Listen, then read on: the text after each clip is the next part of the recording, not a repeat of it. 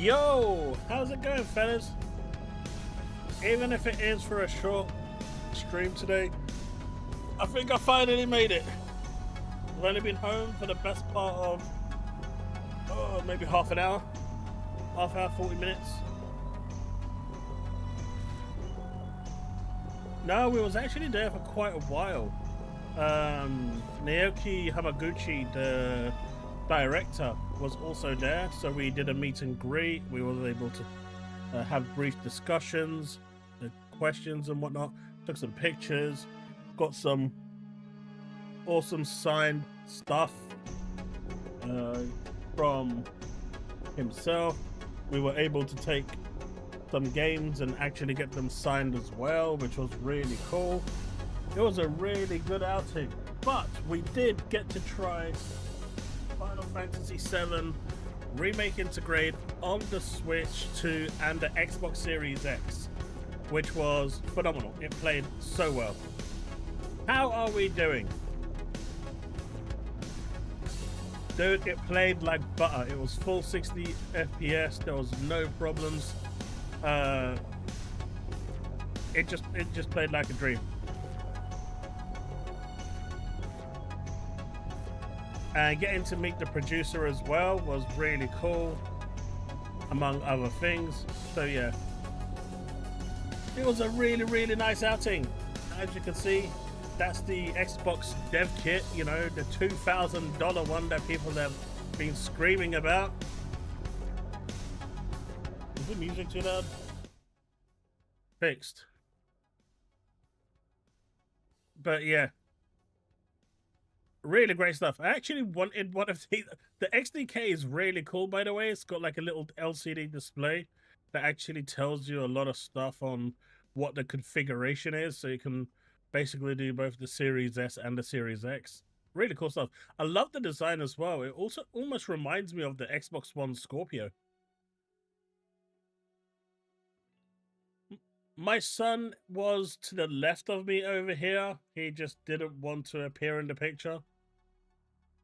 So he was in the picture with me and Hamaguchi-san. But yeah, he didn't want to he kept on being a bit thing. As for where is he today, we weren't supposed to come back so late, and he has a bit of homework to do for college. So he's going to give it a skip. He's off doing his work. We were supposed to be back around 7 o'clock. As it turns out, we got back at 9:30. Things extended over at Square Enix. The interview that Hamaguchi-san was doing took a little longer while they were there. And yeah, the meet and greet took quite a while. So it was interesting to say the least. It's weird how my video, I did post a video where with the game running, but it didn't post it. I'll make a video with all the clips I recorded, and you guys can check it out. But it ran like on the Switch too. I was so surprised how well it runs on the Switch too. For those of you that are looking forward to it on the Switch too, you're going to be in for a real surprise. It's really good. Yeah. I wasn't aware what we were trying. I thought it was unannounced. But hey, it is what it is.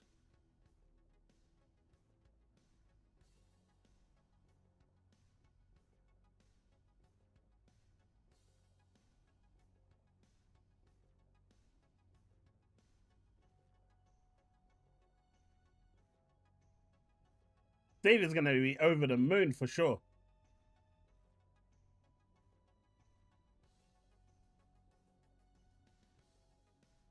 Woodpit, they were not. They've always been together. So essentially, one of these buttons switches the configuration of the hardware. So they've got different presets. One of them is for the Series S, one of them is for the Series X. We didn't, obviously, the preset that we had was thing. I played it all the way up until, on the Series X, I played it all the way up until the first boss. We beat the Scorpion. And from then we switched over to the Switch. And oddly enough, the people that were because we were split into two groups, and the people that were testing on the Switch just got to the part after the Scorpion, so it kind of worked. So we continued from there on the Switch. Lots of glare on the screen though, so the videos didn't really come out as well as I hoped.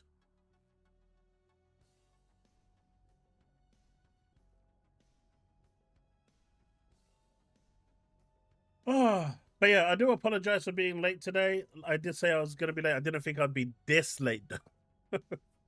But yeah, for those of you looking forward to Final Fantasy VII Remake Intergrade, you are going to be pleasantly surprised. It runs like a dream.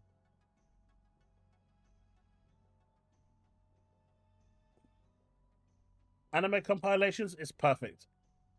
I didn't notice a single frame drop.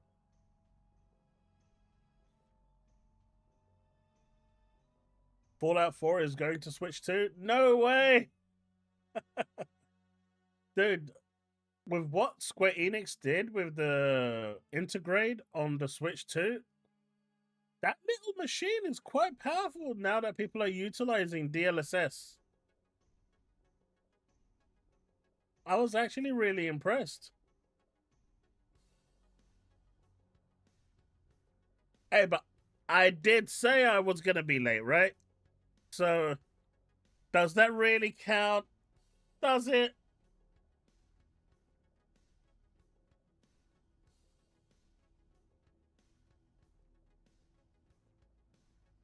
Oh, so the music has completely died now.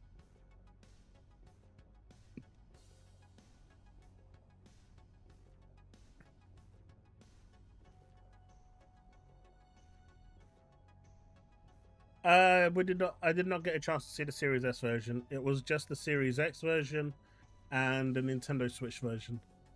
I highly suspect that the Series S version will be similar to the Switch version, maybe a bit better, but that's about it.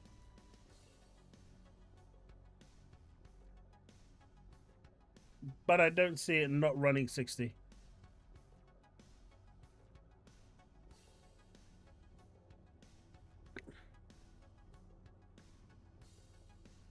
Supposedly Red Dead Redemption 2, the Switch 2 also, it may explode.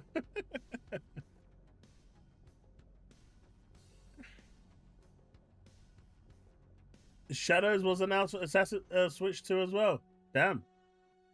Lots of announcements for the Switch 2.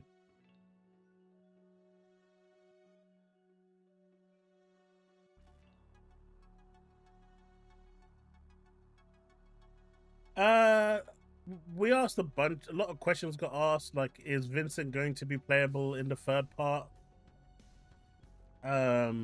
Which we kind of got a yes-ish answer, so it was kind of like a confirmation, but yeah, he kind of skirted, but I don't think we was going to get any, I didn't expect anything juicy from it.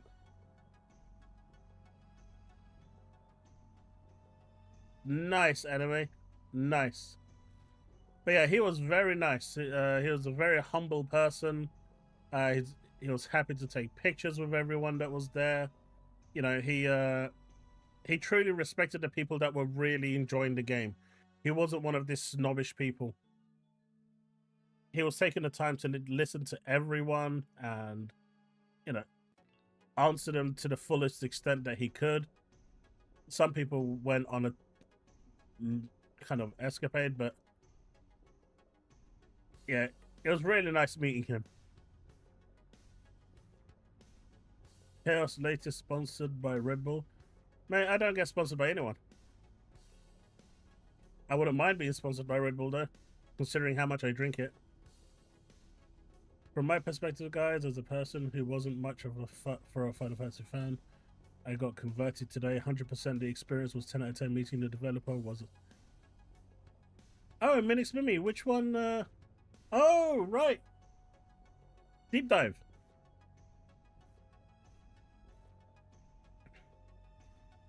That's you, right? I hope. It was 10. It was a good day out, right? So, Minix is someone I believe, if that is him, I met over at the uh, event today, which was really, really nice. That is an Xbox dev kit, yes. The illustrious, the amazing dev kit that people have been talking about.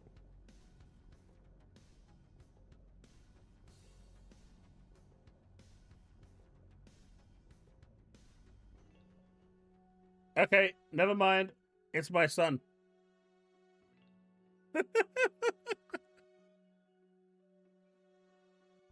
He changed his name.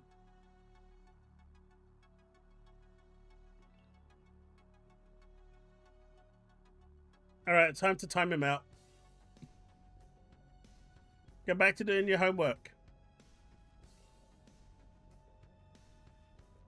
I thought it was someone else that I menaced. Yeah, I did a network with a few other YouTubers over there. That was nice. Met a couple of Xbox-centric YouTubers as well. But yeah, all in all, it was really nice. And Mini here, once he started playing Final Fantasy VII on the Xbox, he wouldn't let go. Although he got absolutely slaughtered by the Scorpion.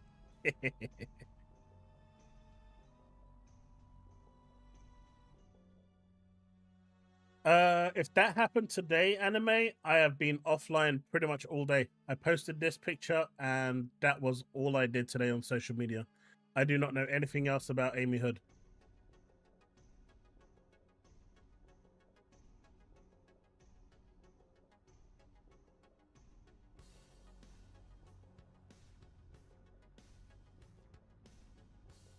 Oddly enough, that wasn't a question that was asked. And had I have known that Naoki Hamaguchi was going to be there, I probably would have got some questions from you guys as well to put forward to him. But we didn't. We had no knowledge. Although he did like my T-shirt, if you can read it. I'm not sure if it comes through on camera, but he did like the T-shirt. Would you like a blood port? Tomberry is a go.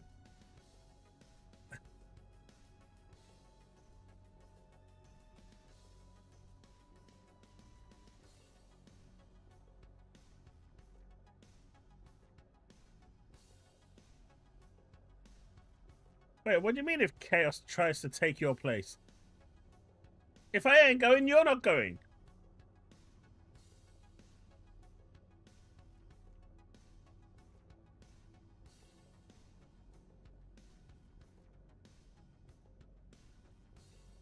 Yeah, it was really hard. Most people were like talking about how Final Fantasy VII changed their lives and stuff like this, which was like hearing some people's stories was really nice. But overall, it was just a really good experience.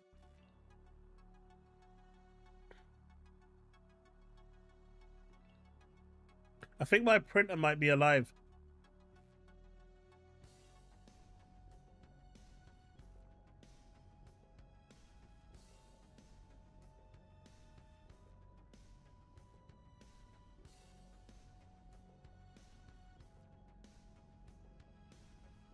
What do you mean by that, Pete?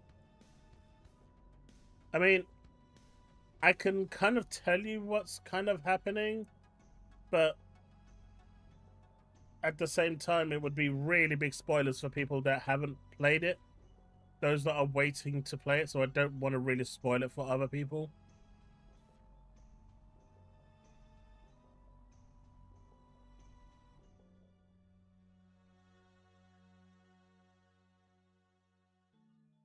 I would say they're similar but different.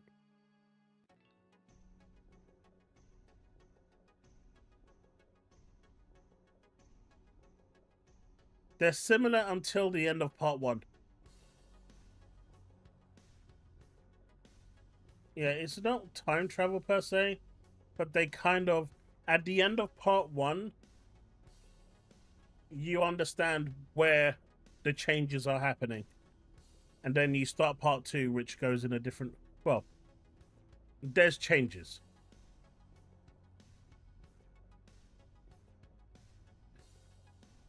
I hope that answers your question, Pete.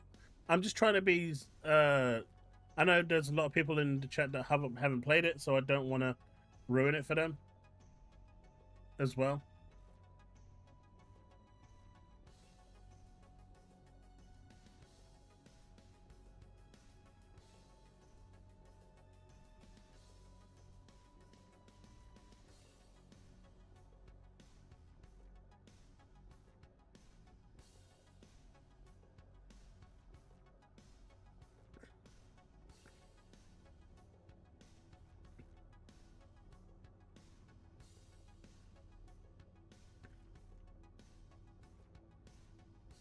But there was supposed to be DLC for Rebirth, but they cancelled that in an attempt to release the third one sooner. And the third one is supposed to get some DLC. So there is that. They've opted not to do the DLC for the second game, like they did with the Yuffie DLC, and they're going to push on to Part 3 and focus all development efforts to get Part 3 out faster. And then once Part 3's out, then they're going to do some DLC. Could be Advent Children or something like that. I don't know.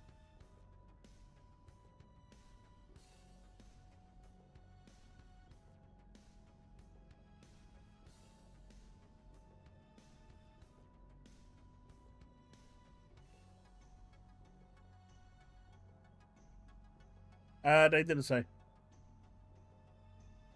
They did not say, Brandon. I mean, Rebirth is already available, right? So as for Part 3, they haven't even finished making it, so.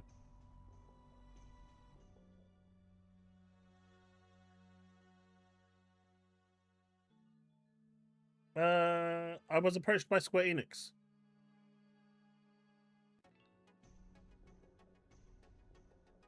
Your third playthrough. Nice. Hey, Steve completed Final Fantasy 18. Yeah, it's not. But that wouldn't be day one either. Because it's already available on PC and PlayStation. I thought he was referring to Part 3. So what's been happening with Amy Hood? What did I miss?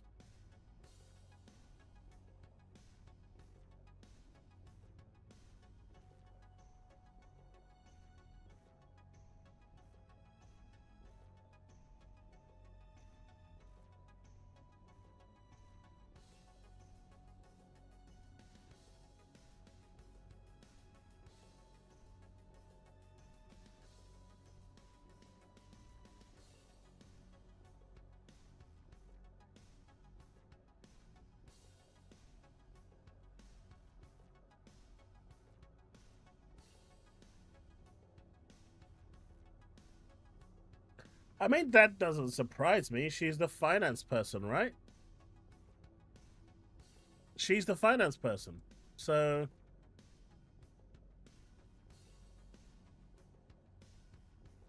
that kind of makes a lot more sense.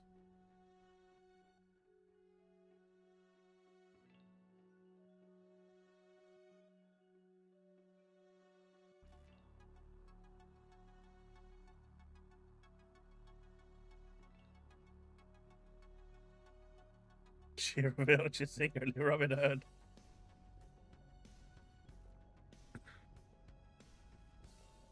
Well, she's the CFO, right? She dictates the prices.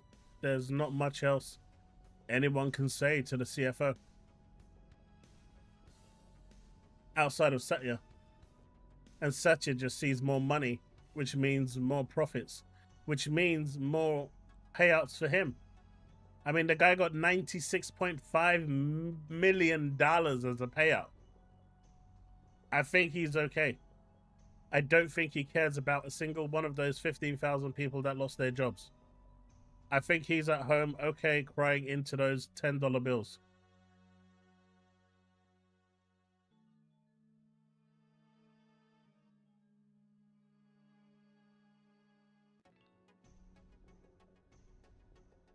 I'm sorry, man. When you get paid a bonus of $100 million, I don't even think that was the bonus. That was just a payout as a shareholder.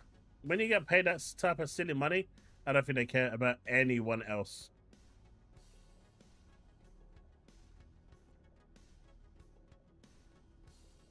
Avowed hasn't been announced. Starfield hasn't been announced. Halo hasn't been announced.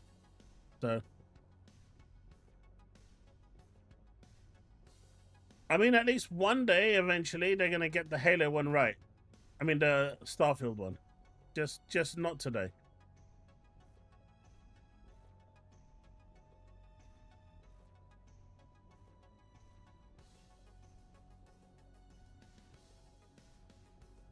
Well, until tomorrow arrives, Power Boss, it's not a thing. When it happens tomorrow, then it'll be a thing.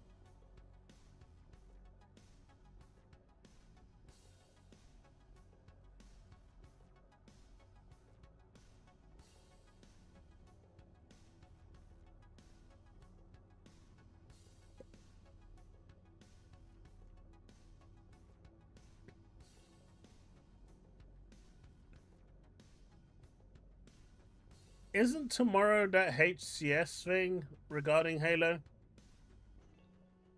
That tournament where they revealed the 2 games?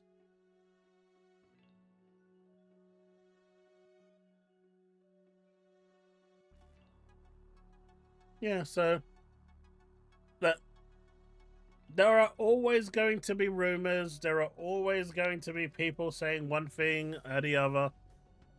Until it's announced, I just don't care. When it's announced, then we can discuss it. But what's the point when every day there's a different rumor for a different game? It's kind of boring, you know, talking about the same shit all the time. Once it becomes a reality, sure, then we can discuss it for 5 minutes and move on with our lives.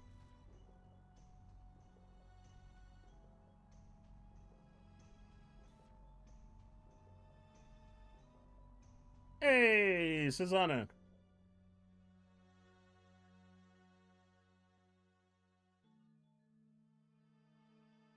Ghosty, don't worry. With xCloud or GeForce Now, you'll be right at home, ready to play without a single doubt.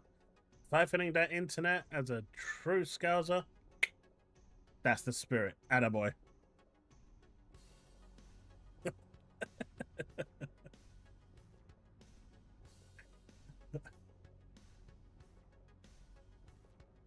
I get paychecks from PlayStation? No. Hey, I actually got an email from Microsoft finally. They can't guarantee anything, but they will keep me in mind for future stuff.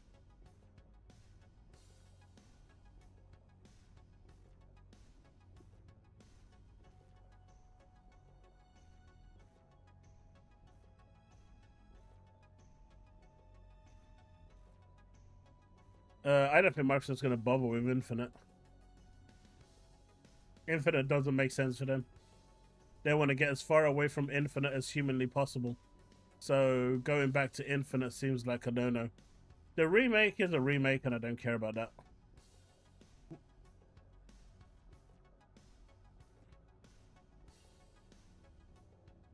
That said, remakes and remasters seem to go day and date. Anything that's not a remake and remaster and is a new edition, like Forza Horizon 6, is a timed exclusive. So I suspect that the new Halo will be a timed exclusive as well.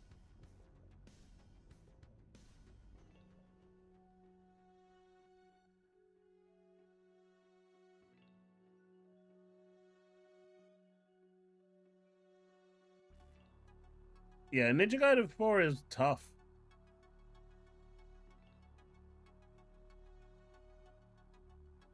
It says stop being played.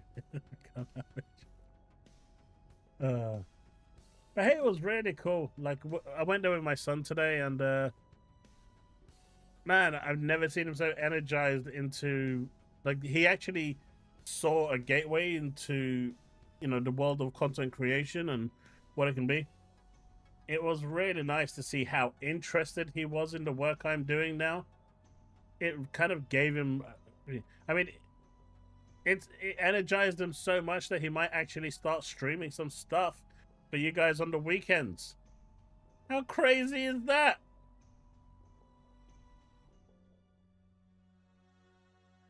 Hey, I did play it on Chaos difficulty. Well, I wanted to play it on my difficulty. They made one specifically for me called Hero, but you guys wouldn't let me do it, so I didn't do it.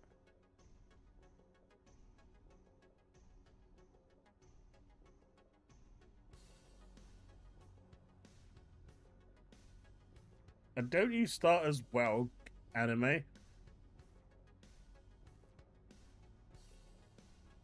Brandon, I took a holiday.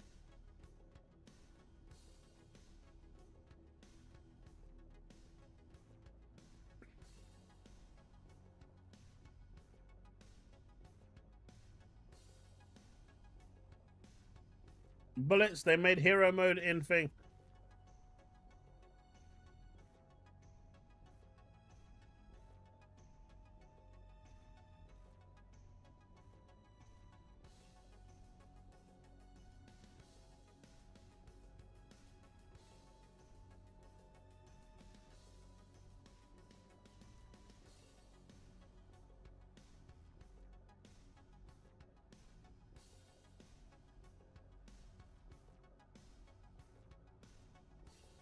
What do you mean? Hey, at least I didn't rage quit. I persevered.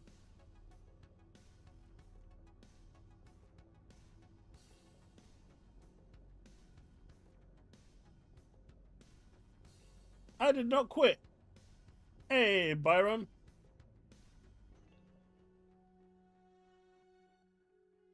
So the news, Byron, is I was at Square Enix today playtesting the latest build for Final Fantasy VII Remake Intergrade on both the Series X and the Switch 2. And both of them ran really well, really smooth, 60 FPS. It was a delight to play. And when it launches in January, I believe, yeah, you guys are going to enjoy it. Those that haven't played it and are waiting for the Xbox version to release, you're going to enjoy it.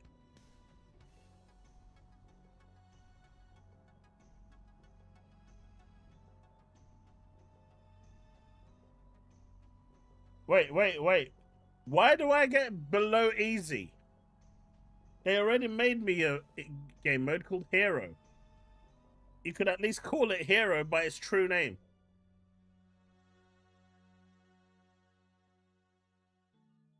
I don't know, anime.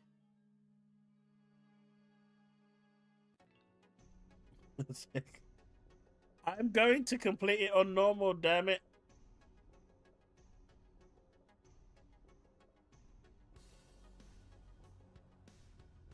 No, I didn't get an opportunity for the Series S version. Only the Series X.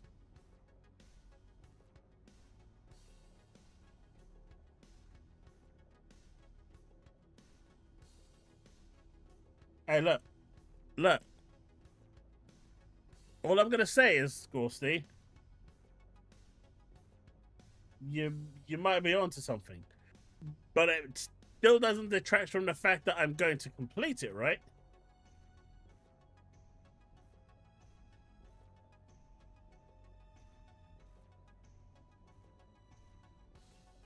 I mean, that makes more sense.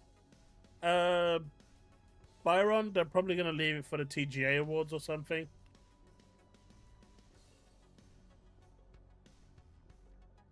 Too many games keep coming out. I want to finish East 33, but so many games keep coming out one after the other.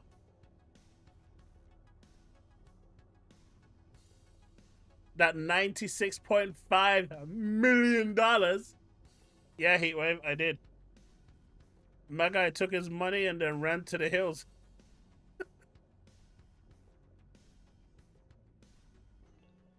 He was using those $5 bills to wipe his tears for every employee he sacked to make sure he can get that bonus.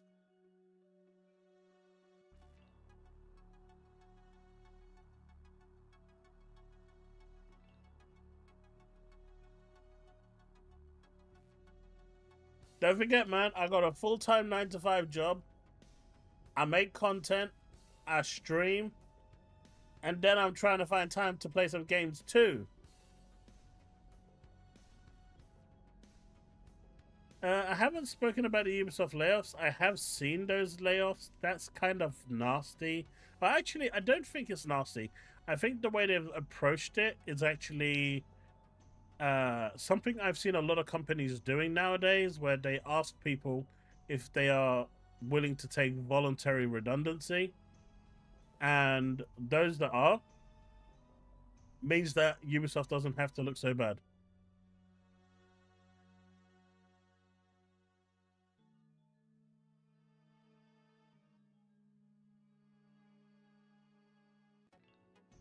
Well, Satya is no longer dealing with the day-to-day running. He's just focusing all on AI.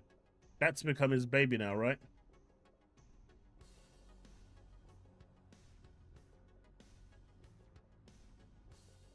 That's what I'm talking about, Dion.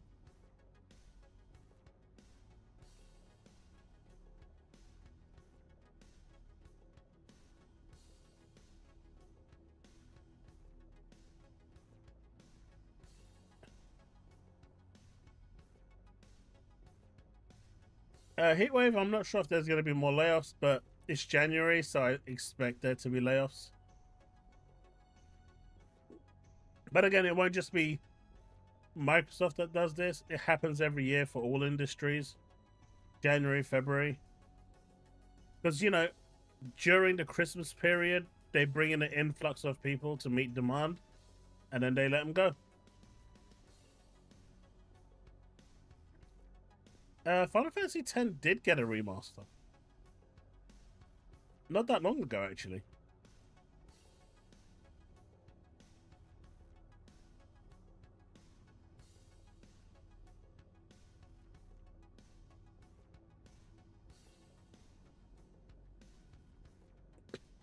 Oh, God.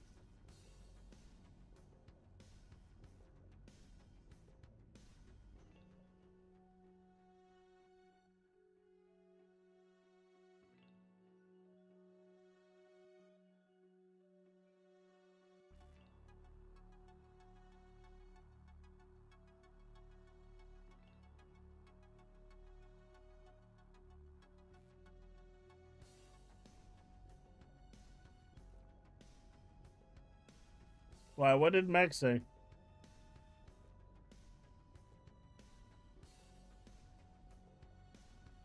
And here, what I'm saying is there's going to be layoffs everywhere. This isn't just a Microsoft thing. There's going to be layoffs everywhere. So it's nothing new. Newsflash, the tech company that I work for is already gearing up for layoffs. I might be one of them. It's just a common thing in the tech industry. You have your periods of ups and your period of downs. And you know, it is what it is.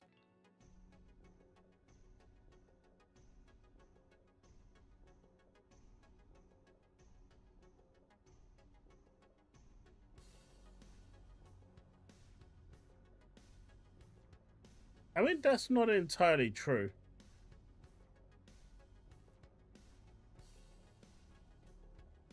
Just because Amy is running the pricing of it doesn't mean Amy isn't exactly in the best position to do the technical side of things.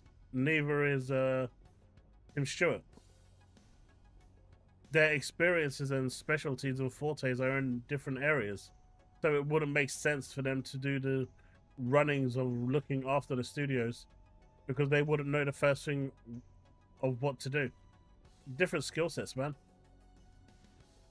You wouldn't ask a bike specialist to go and fix a car engine or a plane engine.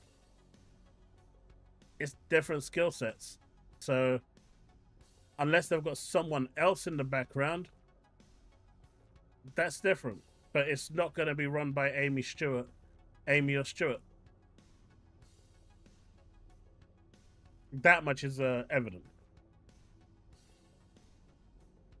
I mean, all these companies want to use AI. Heatwave, the company I work for, is looking at ways to replace all of us with AI.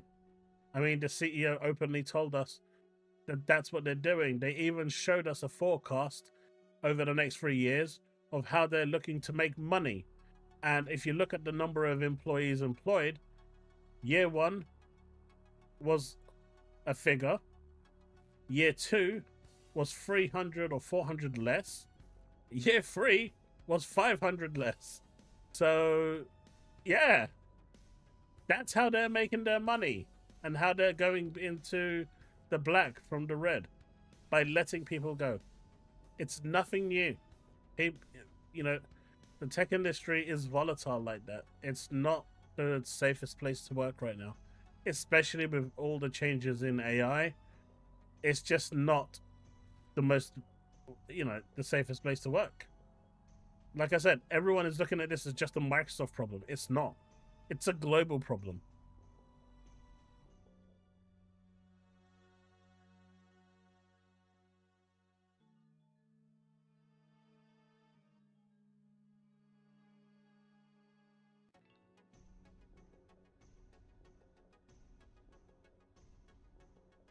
If they make a part 3, I'll be over the moon, Byron. That is something I will be overly happy with. But I don't think it's going to happen.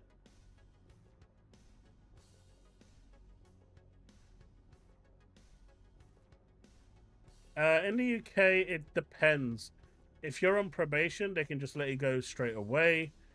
If you have worked at the company for, once you become a permanent member, your first 3 months dictate how long you have to give notice.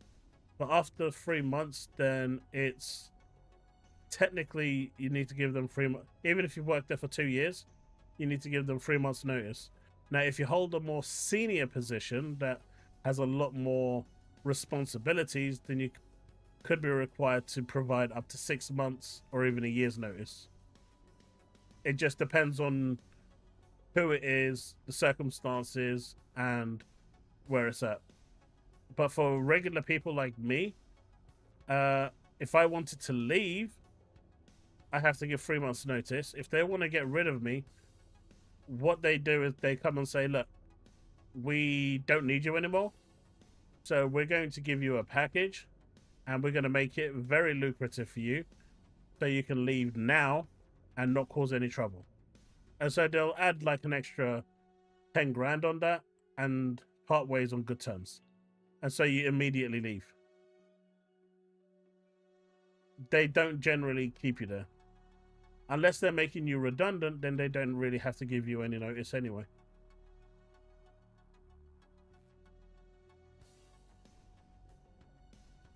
I'm talking in the tech industry, Ghosty.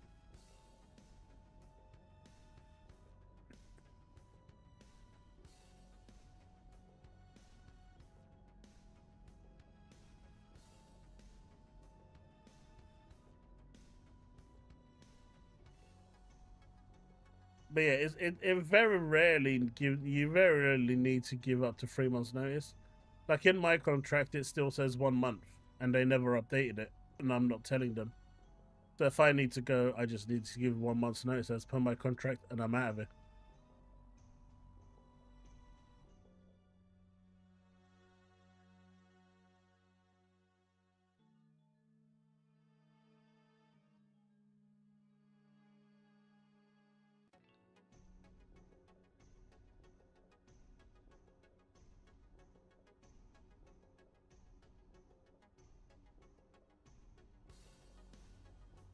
That explains how you're siphoning your internet.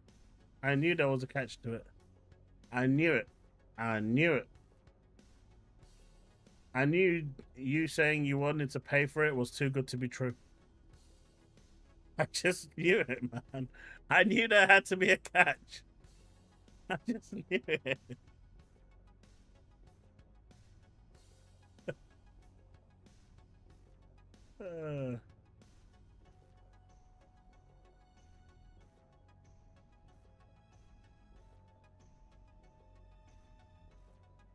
Microsoft has already used it. I've used it already.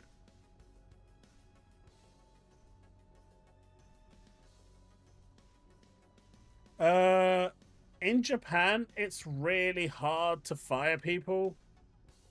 Like, really hard. In fact, it's what they do in Japan essentially, and they do this in France as well. In France, it's quite difficult to get rid of people. But what they do in France is they say, hey, Heatwave, come into this room. And then you go into the room, and there is nothing in that room. There is a desk, no PC, no nothing. And they tell you to stay in that room for your whole shift. And that's all you do for the rest of the time until you either go mentally insane or you resign. And that is legally allowed in France. So different countries have different ways of dealing with layoffs. In Japan, it's a lot more difficult to fire people and let them go because unlike in the West, where the senior management never take responsibility, in the East, senior management does have to take responsibility.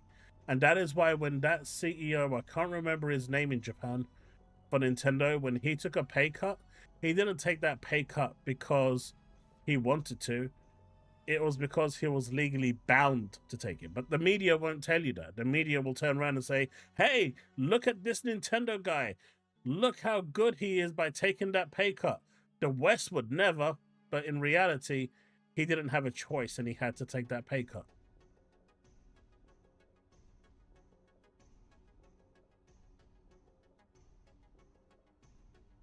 Yeah, Iwata.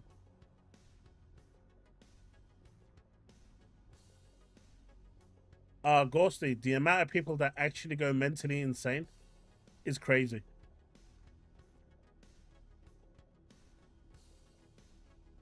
They do, Susanna. So as long as it's you can't use your phone or anything in this brick.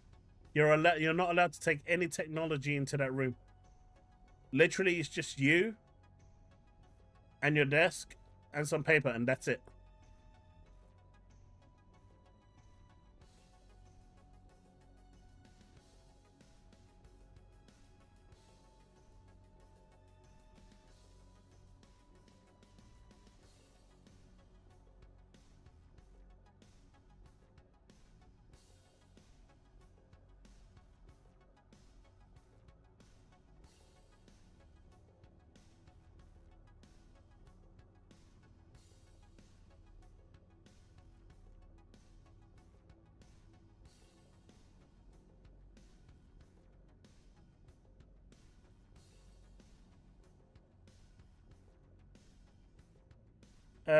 Cornholo, they probably already have your data.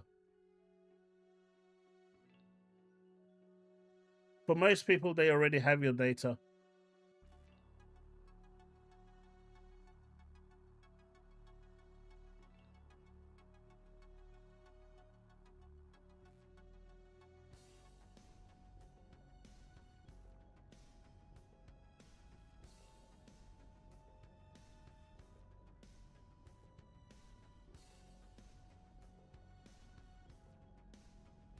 You're not allowed to sleep.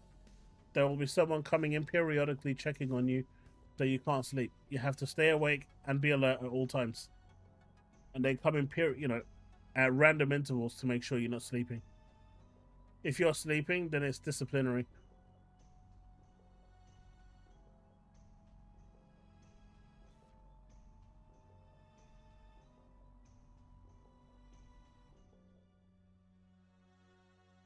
In Japan, though, foreigners are exempt from all of that stuff. Oddly enough, but they are. They're treated way differently.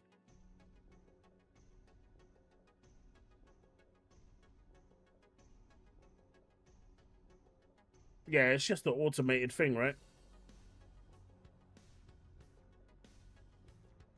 We go missing. Oh.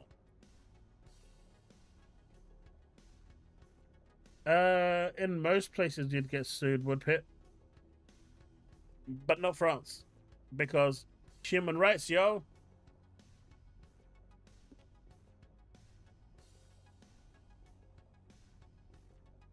None at all.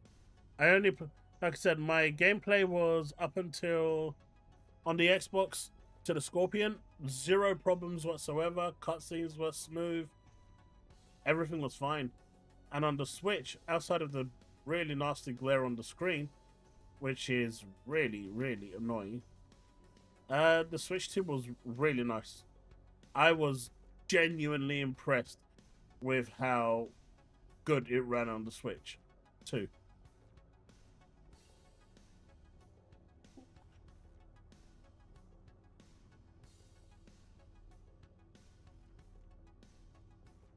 Well, we're happy to have you here. Another Mancunian is always welcome.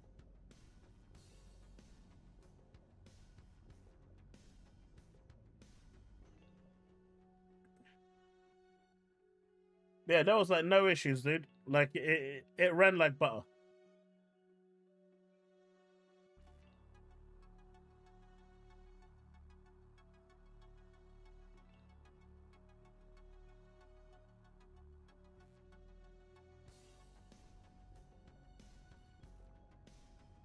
I did do a bunch of recording. My phone's dead; it's charging at the moment. So once I've got all that, my phone charged, I'm going to transfer all of that over to my PC and make a video so you guys can see. Try to keep the camera from being as wonky as possible, you know, not as shaky as possible, but my son was holding it, so it is what it is. But yeah, hopefully you'll enjoy it.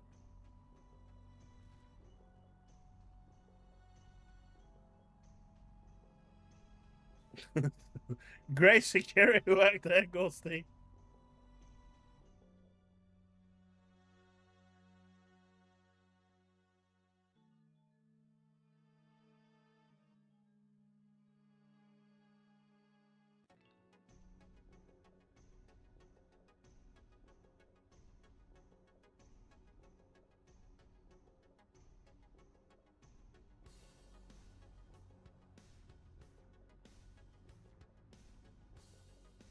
I'd make some mechanic outlines and game scripts. I mean, that's possible. Make sure the building was locked down. And then the man showed me where the blind spots was for concerns.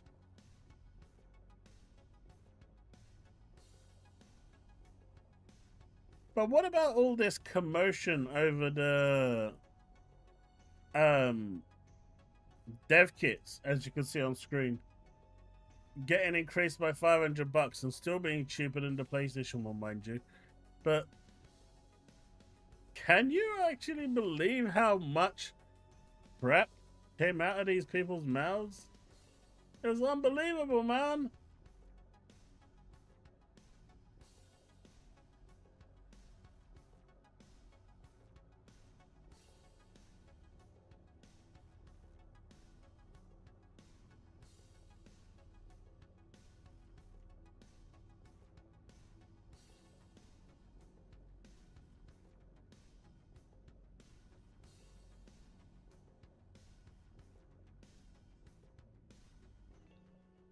More if you require custom.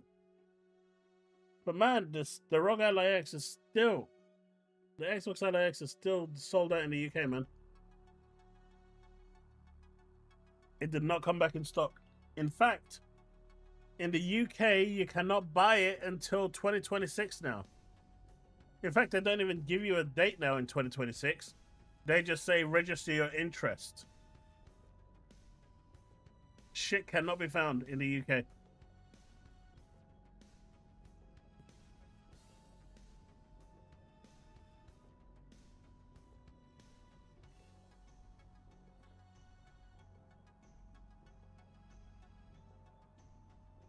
And I really wanted to pick one up, man.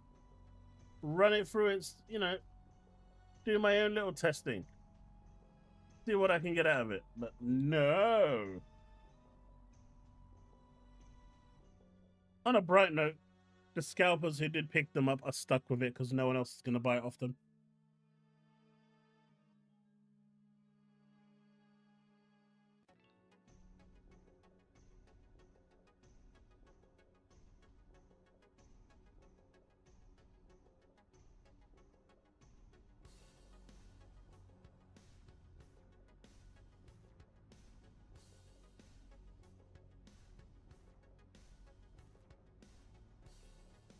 Darren, I think they're just struggling to keep up.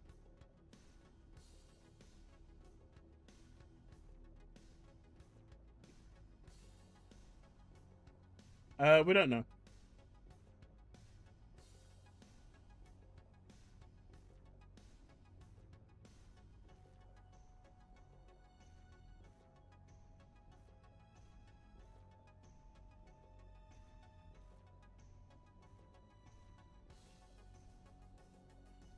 But yeah, anyone else have any more questions regarding Final Fantasy VII remake on Xbox or Switch?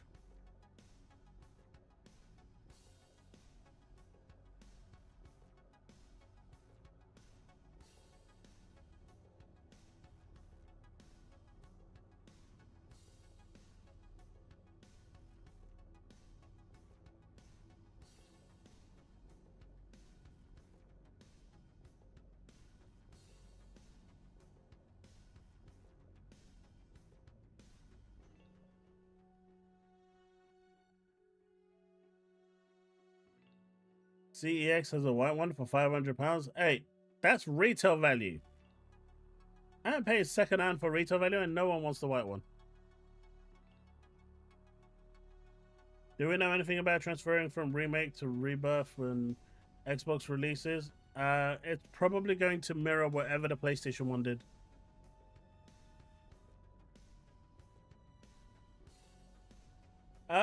Cornelia, I actually really enjoyed 7 Remake. I think it was really well done. Rebirth is different, but 7 Remake was really well done.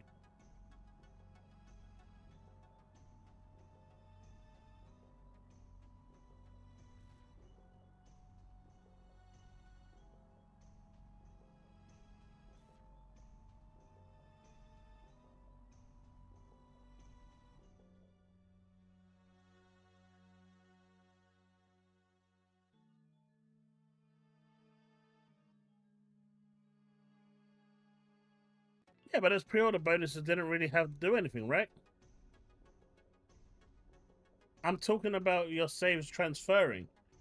If it could transfer from PlayStation, if the original could transfer, then so will the Xbox one. If it didn't transfer, then the Xbox one won't transfer. The you know, at the end of the day, those pre-order items don't make a difference.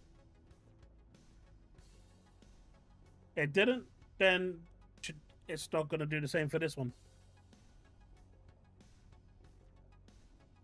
That would be my assumption, which makes most sense.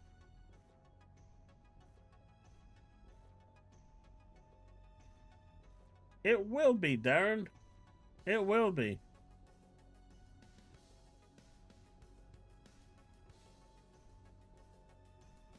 And here's the thing, right? Let's just assume that it didn't get announced tomorrow. They just turn around and say, "Hey, we've got 2 new Halo projects coming. Here's a sneak peek look at both those games." One of them turns out to be Combat Evolved. The other one turns out to be Halo, I guess 7, considering 5 was Guardians, 6 was Infinite, so 7. But they just don't mention any platform whatsoever. Are we still going to assume it's PlayStation Day and date? Or are we going to assume it's next generation Xbox day and date?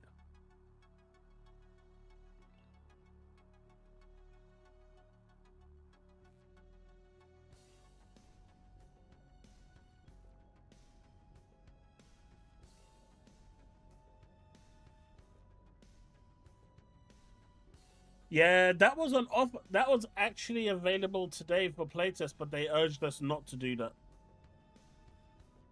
They just said it basically makes you God mode. Everything is one hit.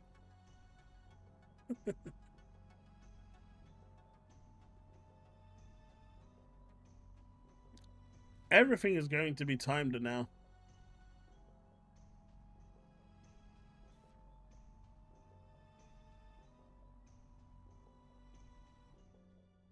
They absolutely can, Darren.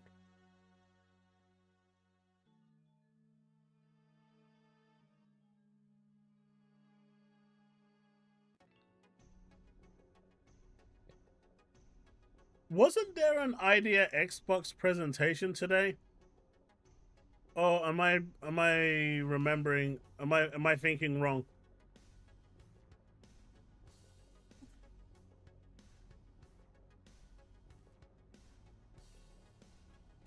I also wanted to show this, man.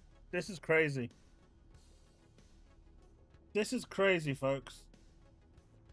This is when you know that the grifting has hit a whole new low. I want you guys to listen to this. I don't know if you guys watched my video that I released early hours of this morning. You know, I spent until 4 a.m. doing it. But I want you guys to listen to this. Listen to what he's saying. That's next week? Okay. If you go to the cloud tab, they will let you buy an Xbox copy, an Xbox console copy of Borderlands 4. And once you've done that, you can play it via the cloud. My guys, did you get the revelation? If you go to the cloud tab and buy the cloud game, you can play the cloud game. Oh my god! If you go to a BMW showroom and buy a BMW, you're gonna drive a BMW. How sucky is that?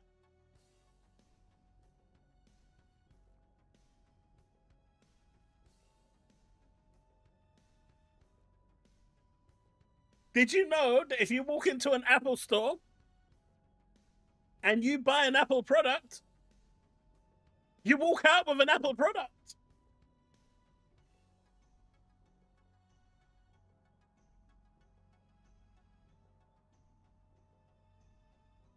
Listen to it again. If you go to the cloud tab, they will let you buy an Xbox copy, an Xbox console copy of Borderlands 4. And once you've done that, you can play it via the cloud.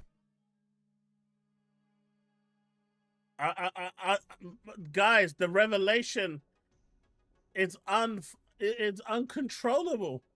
This is too much.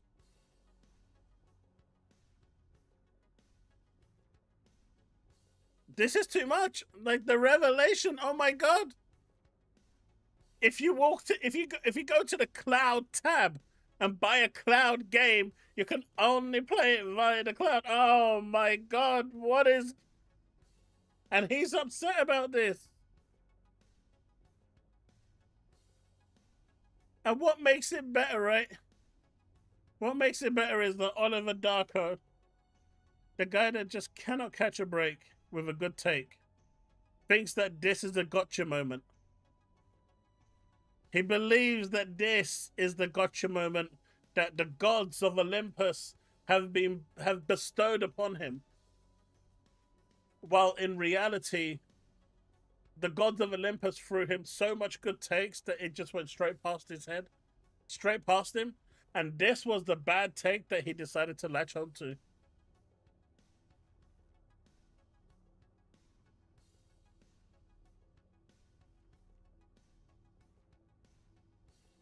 This is hilarious.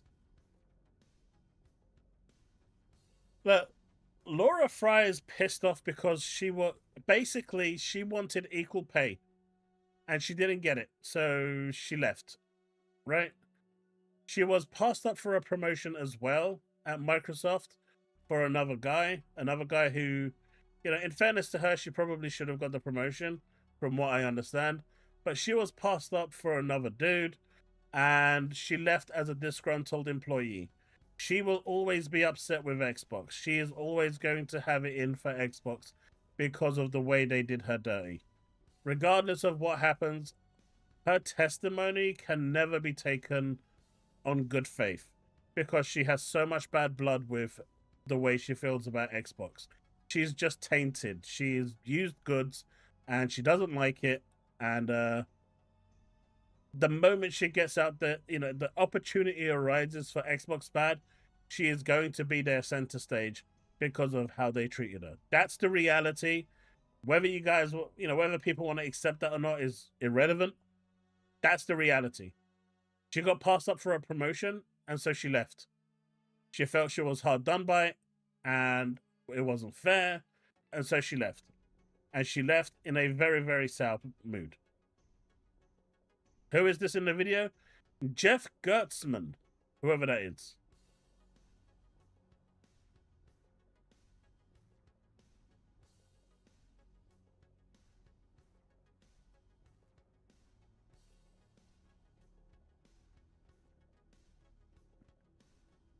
Microsoft has changed strategies, right? The fact is, they are more profitable now than they've ever been in the history of Xbox. That's just a fact. The numbers don't lie.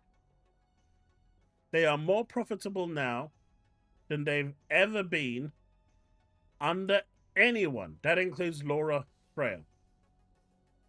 So clearly, though the direction that they're going, and PlayStation is way more profitable now as well, right? But what I'm saying is clearly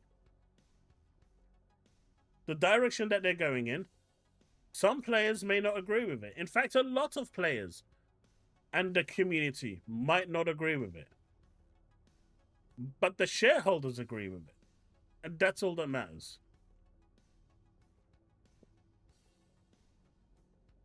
Do you like her because she's calling Xbox out? Or do you like her because she's a disgruntled employee who's calling Xbox out? That's the question, Darren. There's, I think she has some good videos and takes once in a while. Especially, I really liked the video she did a long time ago about the video game industry as a whole. I think she can be very methodical in her videos, which is quite nice. But this whole witch hunt that she has for Xbox, it's boring, it's old, and the fact that everyone knows that she's doing this because she's a disgruntled employee just makes it look sad. That's where the problem lies. It just makes it look sad, right?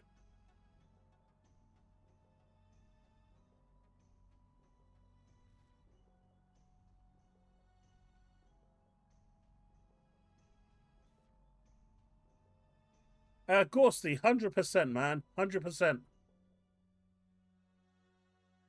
I sent you a video to react. Doing your React content suggestions. All right, buddy. I'll get to it. Probably this weekend.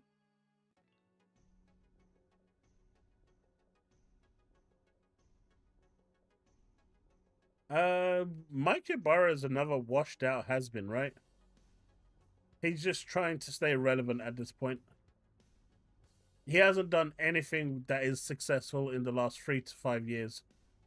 So, he may have had a pedigree back in the day, but as we've seen with a lot of these people, what you do in the past shouldn't dictate what you are today. And you should only be as good as what you can perform today.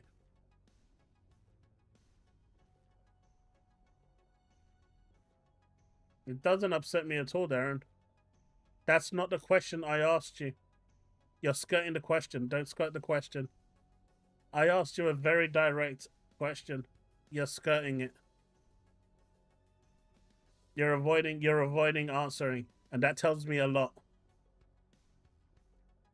That actually tells me a lot. The fact that you're avoiding answering the question tells me a lot.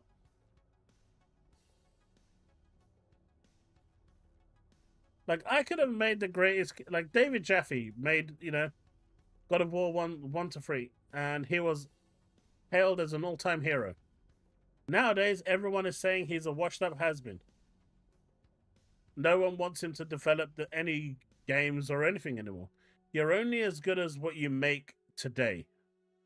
If you make a bad game today, that's what you'll be remembered by. Right? Not your past successes. The accolades are cool. But if they become like a one-hit wonder, and you can't repeat them time and time again, like say Hideo Kojima, right? And there are like Yoko Taro. I'm just naming a couple of names here.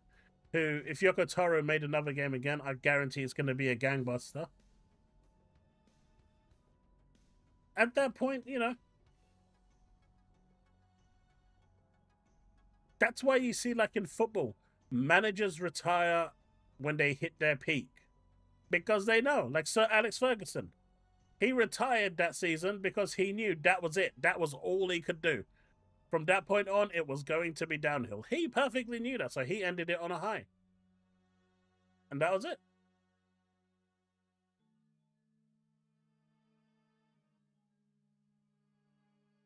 Xbox isn't what it used to be. Xbox has changed. Everyone knows this. Xbox isn't going back to what it used to be. What it used to be wasn't making money. The media didn't like what it used to be. The media hated Xbox for what it used to be. Microsoft made Tomb Raider exclusive, and every single media outlet out there crucified Microsoft, saying that they were pieces of shit for making it exclusive. But 5 minutes later, PlayStation made a game exclusive, and they were hailed as the holy gods of Olympus. At the end of the day, Microsoft was never liked and were never held in a high regard. That's just the fact. So Microsoft has changed. If people don't like the way a company is being, run and doing things, eventually they're going to change, because that negative sentiment, whether it's from the game magazines back in the day or the internet today or the way the media portrays them, has a big influence on market perception. And at the end of the day, all of that attributed to the way that they've gone today. I mean, there's a video that actually talks about the OG Xbox, right? Let me see if I can find it. I'll post it in chat. It's a good watch. And it actually tells you what the original Xbox was supposed to be, which is a Windows box in your living room. The original Xbox was supposed to be a Windows-based machine in your living room. They're finally getting what they wanted. That was the original concept for an Xbox. Believe it or not. Let me see. Pretty sure I had that saved somewhere. Oh, maybe I have. Just stop drinking the fizzy. Giving me the heartburn.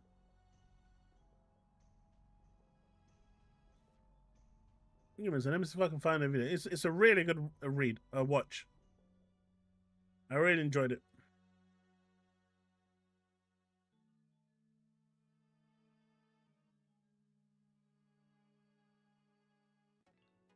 Okay, it's not here either. Where's all my bookmarks? I guess I don't. Did I delete it? Or did the video go away? Not gonna be there. It's not gonna be there.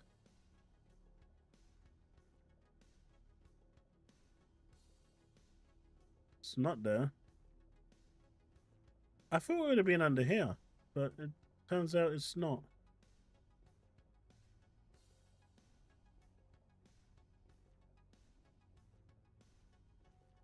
Yeah, it looks like the account that had it is suspended, which is a shame, actually. Let's see if I can find it on YouTube.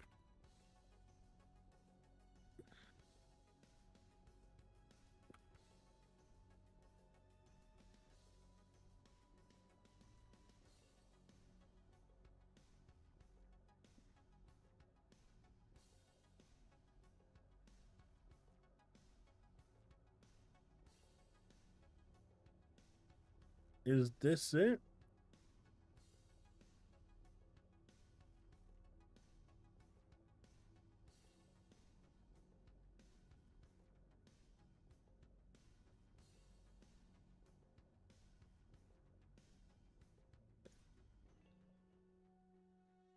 I don't think that's it. Yeah, when I find it, I'll post it in my Discord. But it's a good watch.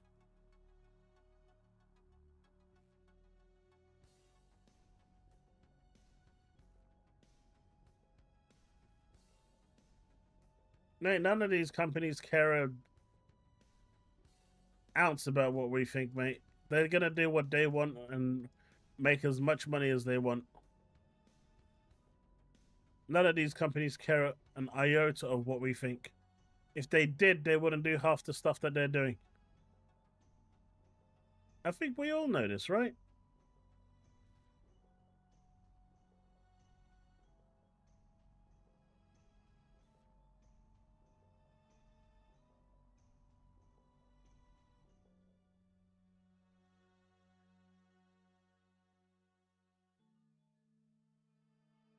Uh, 360 became my favorite.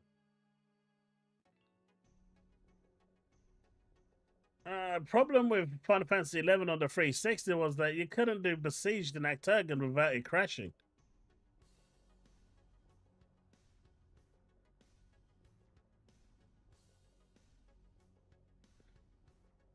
That's when I switched from the 360 to the PC.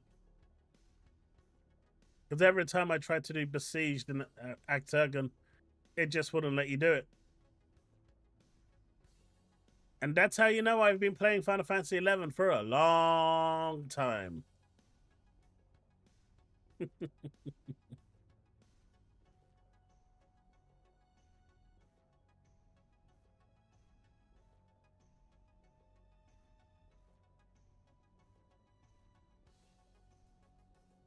But hey, man, they wanted to bring that nostalgia of the Xbox 360 back by changing the price of Game Pass to 360. Too soon?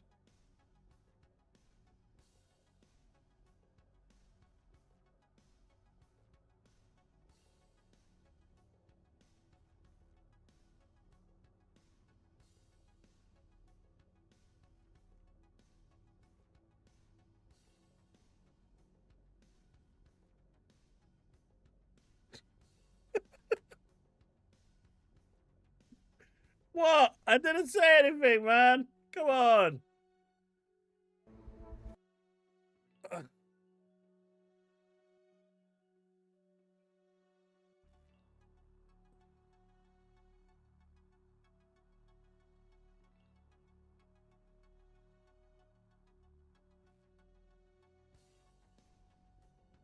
Look, when I'm right, I'm right. There you go. That's the video. It's a lengthy video. It's a 4-hour video to watch.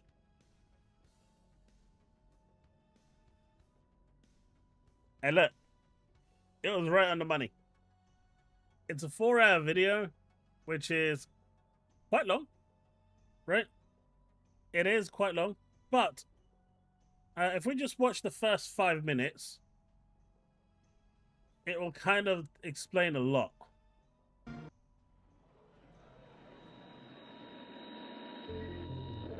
Video games are one of the most powerful mediums ever created. This merger of imagination and technology has introduced a fundamental evolution in human interaction. And now represents a culture of 2.4 billion gamers connected worldwide. Yes! But just 20 years ago, the console that kicked off the era of online gaming in the living room almost didn't exist. You ever want to make hardware? No, that's one thing that we decided not to do. The idea that Microsoft could ever... Remember, right? Xbox is the one that brought online gaming to the home, away from PCs and to the home consoles. create a game console was seen as a bit of a joke. Microsoft. They work I khakis did. and they're boring and their office and their windows. Might as well call it Nerdbox, right? I can't imagine how it could be better. A new console was seen as What I will say for that, Power Boss, bruv should not have called out C Money like that. He shouldn't have done that. That was wrong.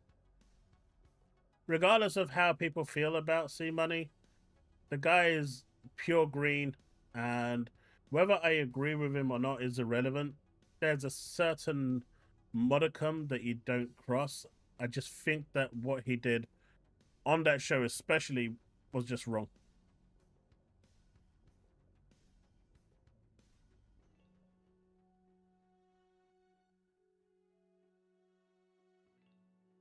Regardless of that, Heatwave,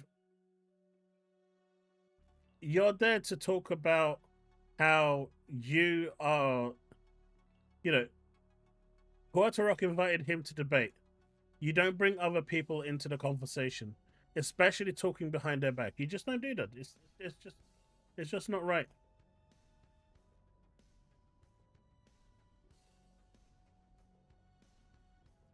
I know C Money has those stuff. What I'm saying is, the reason why C Money got annoyed is because he spoke about him behind his back. You don't do that. If you're going to talk about someone, you talk them to their face on a live podcast. There was no reason to bring the guy up.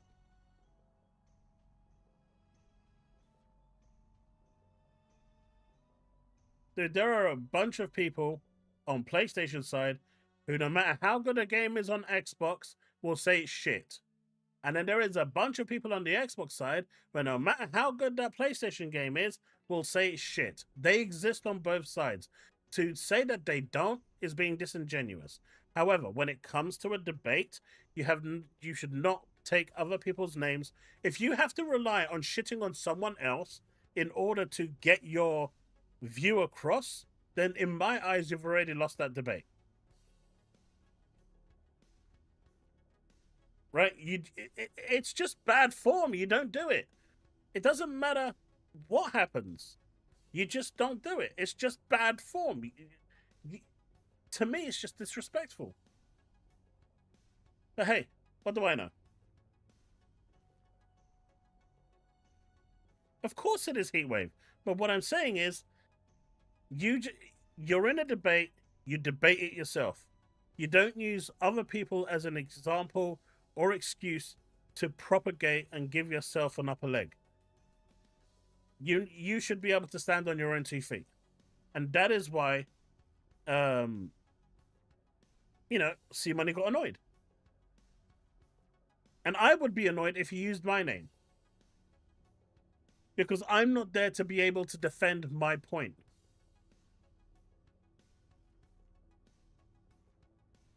That's got nothing to do with the debate. Or the conversation happening now. It's a risky bet. There it is. At a company not accustomed to losing. You're proposing taking money away from Windows in order to fund some game system? That is an insane business to get into. It was fear, uncertainty, and doubt. We're gonna make it, aren't we, sir?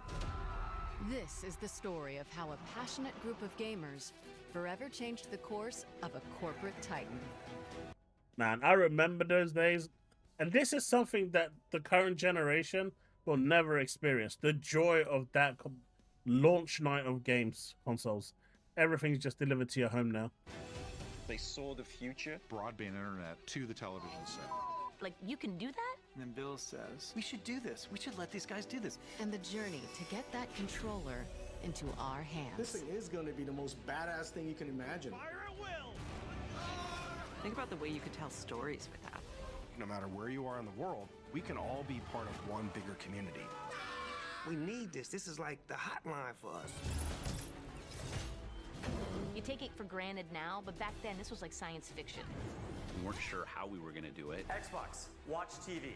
Oh, God. Oh, hell no, Microsoft. Gamers are not gonna be tolerant of any level of bull at all. The risk here was enormous.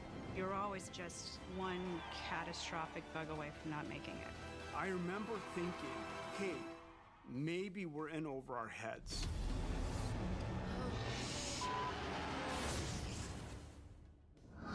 There's a new new contender in the video game wars. Xbox is going to be the future. Truly the future of video games. Xbox. Taking over the living room. Limitless, connected digital entertainment. You guys never understood. The company is going to face fierce competition. Sniper! It's a ticking time bomb. Makes me very nervous to actually play this for you. Xbox getting a major overhaul. A bold vision for the future of gaming. It's changed over the years. This is a really good watch. I highly recommend people watch it though, because it tells you a lot about what Microsoft wanted the original Xbox to be, and it wasn't ultimately what it ended up being. Hello, I'm Bill Gates, chairman of Microsoft. In this video, you're going to see the future. Microsoft first came up with the Windows concept back in 1983. Have a good one, Ghosty. Real quickly, a couple highlights from the product. The graphics interface is an integral part of this new generation to take PCs much further than they. That's what an actual floppy disk is, by the way. Not the 3.5-inch ones, the 5.5. You know, some of you probably have never seen one of those, but that is the actual original floppy disk. It literally is floppy. Have a good night, Ghosty. Gone before. When I came to Microsoft in 1987, the average age was 27, and I was 27. We were an amazing young company with an amazing young founder in Bill Gates. He knew business better than anybody out there, and he also knew technology. He was able to synthesize things that nobody else. Heatwave, it's because a lot of people just nitpick at everything that Xbox does. I mean, look at the dev kits. It's still cheaper than the ones that Sony provides to non-partners. So why aren't people going after Sony for it? If you're a partnered person, you get them for free at Xbox. If you are ID as an indie, you get it for free. If you want to turn your original Xbox Series X into a dev kit for £20 or £100 if you're a studio, you can. If you want to get the XDK on your Windows platform via a software upgrade through the developer network for free, you can. There are so many ways you can get access to an XDK dev kit to develop the game for free, but they don't tell you any of that. All they focus on is a $500 increase in price for non-partners, but they missed out the non-partners part as well. The problem is it's just too easy to hate on Xbox, and it's too easy to get clicks on bad Xbox news. That's it. That's really it. That's what it boils down to.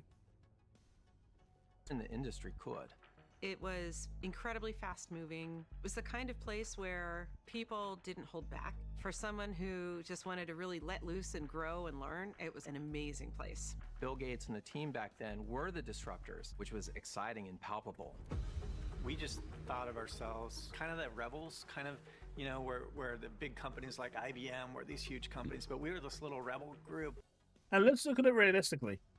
Do you think someone like Capcom, if they have to spend an extra $5,000 buying, I don't know, 15 dev kits, is going to make the big difference to them? They're just going to write it off anyway.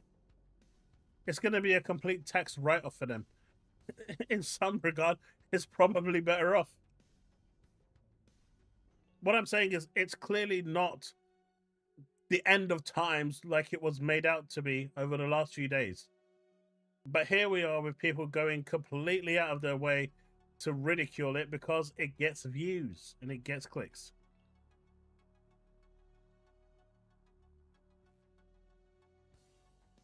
Because putting down Xbox is dead will get you instantly 10,000 views. I can do that and I will get 10,000 views. That's why. If you put Xbox is dead or Xbox is over or anything like that, you'll get a lot of views. It's just the way it is. Dirt Griggity tried it out. He tested it. He's clear proof that as an Xbox channel, he put down Xbox is dead. I think his video got like 20,000 views.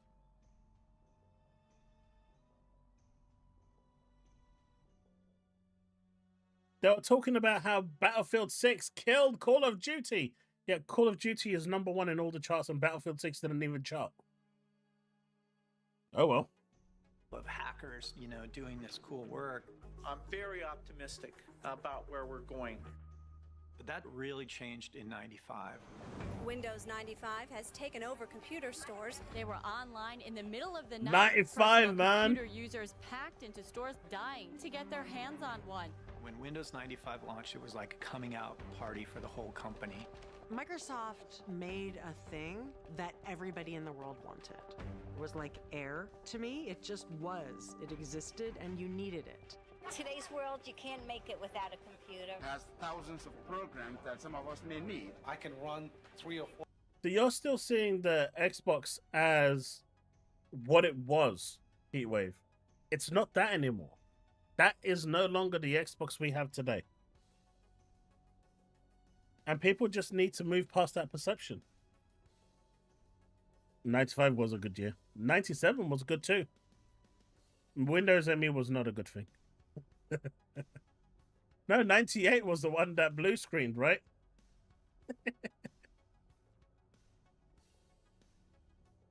98 was the one that blue screened on display. But the new direction that Microsoft has gone, they're making more profits today and satisfying their shareholders way more now. Now, if you ask me as a consumer, am I overly happy with the direction that they've ultimately taken? No. But at the end of the day, I either embrace change or throw my catalog away. And I'm not going to throw my catalog away. At the end of the day, quite honestly, I also don't care. You know, me 20 years ago would have given a lot of shit about it. I would have been really pissed off. Me 10 years ago probably would have been pissed off. Today, it's just not the same anymore.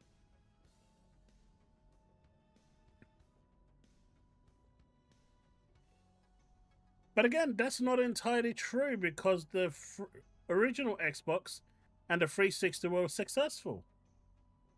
It wasn't until the Xbox One came along and they decided to go through the changes and they wanted to integrate it into the full living room. And I'm trying to get that section on this where they actually go into that, but I couldn't find it. I think it's around here, maybe. And this kind of explains to you what they originally wanted to do with the Xbox. And with the Xbox One, they decided that that integration was going to be done. It's been nothing but a fight to figure out how the place works. One of the first things Nat said was we needed a proper code name. Something that would plant in people's head and take on a life of its own. Nat said, well, isn't it really a DirectX box in the living room? I'm like, yeah, it's like a DirectX box. That's what it's about. And we just put up on the board, let's call it the DirectX box. So we had this awkward thing in our mouths all the time. It was a DirectX box. And I remember saying, that's too long. It's just Xbox. And we liked that. That was our code name as a stand-in until we had something better come along. We built a business case that showed. So that's how the actual original Xbox name came to be. It was actually originally called Direct Xbox. And that's how it actually came. Because Direct Xbox was just too long, they shortened it to Xbox, and that was it. How big this business could be. To get buy-in on that, you have to distribute it. You have to go socialize it. My trick was getting our stuff in front of executives to make them say, I want to understand this business. The team set their sights on a logical choice. A senior executive who spoke their language. Literally. Yeah, I'll play real quick. Ed Fries was a Microsoft lifer. He joined as an intern. Ed had been critical in the development of Office. One of the biggest man, look franchises, at those biffs, even at that time, that Microsoft ever had. He had this passion for games. He loved games. He programmed a game at a very early age. When most high schoolers were getting their first minimum wage jobs, Fries was already cashing royalty checks from his first game. So let's take a look at this high-quality product. A clone of the hit. High quality product, you know. Yeah.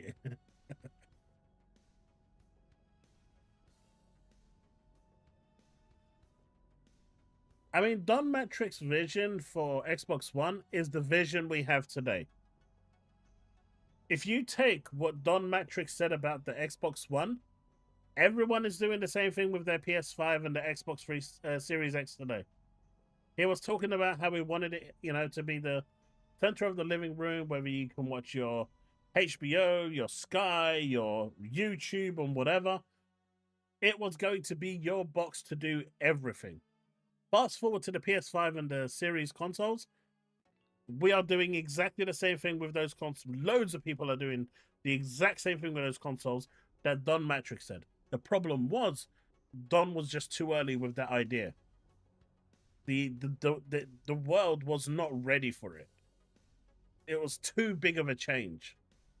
But fast forward today, what Don Matrix actually set up with the Xbox One, you know, everyone's doing it today. They're not even thinking about it. They put, you know, they're using their consoles to watch YouTube. I mean, PlayStation 5 fans are using it to watch Pornhub. Right? They find, you know, one of their biggest audiences wants to watch porn on it. It is what it is. But the fact is, that's what it's being used for today. It is a multimedia box. It is no longer just a gaming console. Arcade game Frogger, aptly named Froggy. Highly original, as you can see. Yeah. When I left office to go run the games group, people Man, told he changed. me I was committing career suicide. He changed. That's it. Good night. They said, why would you leave office, one of the most important parts of the company, to go work on something no one cares about? And when I got there running the games group, I found out they were right. No one cared about what I was doing. And that was awesome. In 95, the games... So I will say that there's a bit of a misconception there in Cornelio. 34 million consoles isn't by any means a small number of consoles being sold. Whether it's 34 million or 40 million, regardless of what that number is. However, that number would have been a lot higher.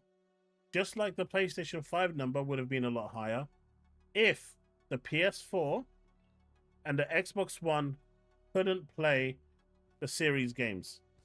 But the moment the series games were playable on the Xbox One via cloud, and PS5 games were made cross-gen for the first 5 years almost, there's very few games that are not cross-gen, that are released on multi-platform, then that prevented a reason for people upgrading.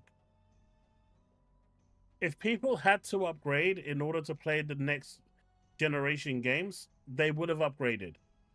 But you had a choice now to not upgrade and still play those games. And even at the low price of what the Series S was, people preferred to use their cloud gaming instead of paying for a new console because they had that choice. And when Microsoft eventually saw that, they realized, well, if that's what they want, we will push into cloud a lot more. And that's what they did. If both companies wanted these generation consoles to be as successful as they possibly could, they needed to stop generations. You can make them backwards compatible, but don't make the back future compatible. Now, that might make me sound like an absolute prick, and I'm not saying one way or the other. What I'm saying is that is why the consoles haven't sold as well as they could have. That is why they haven't reached the heights that they potentially could have hit. On the back of the PS4, which was, you know, an amazing machine, I expected the PS5 to sell way more. But Sony made sure that they didn't have to because they were doing everything cross-gen. And the same thing with Microsoft. You had 60 million users on the Xbox One. As of the last IGN interview, there were still 40 million people on the Xbox One. 40 million! Right? Only 20 million of those converted to the Series X and S. That's crazy. But if they forced that 40 million to go across as well, from the very beginning, things would have played out differently. But if you give people the choice of not buying a massive outgoing price, and you can play it on the cloud, they're going to take the option. Look at GeForce Now. I could spend £2,000 on a graphics card, right? I could go and spend £1,500, £1,800 on a 5080 graphics card, or I can pay my £180 a year and get a 5080 powered cloud gaming rig. And then next year, when the 6080 comes out, I automatically upgrade to that for the same £180 a year. I'm saving roughly about, give or take, £1,400 to £1,600 every 2 years. If you give people savings, they will take it. That was the problem with this generation. They gave people too much choice. And we saw how that turned out.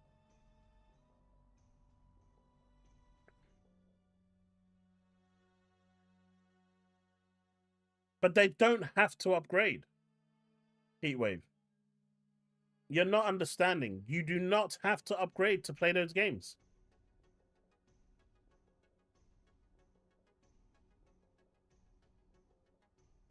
People are happy to play 30 FPS.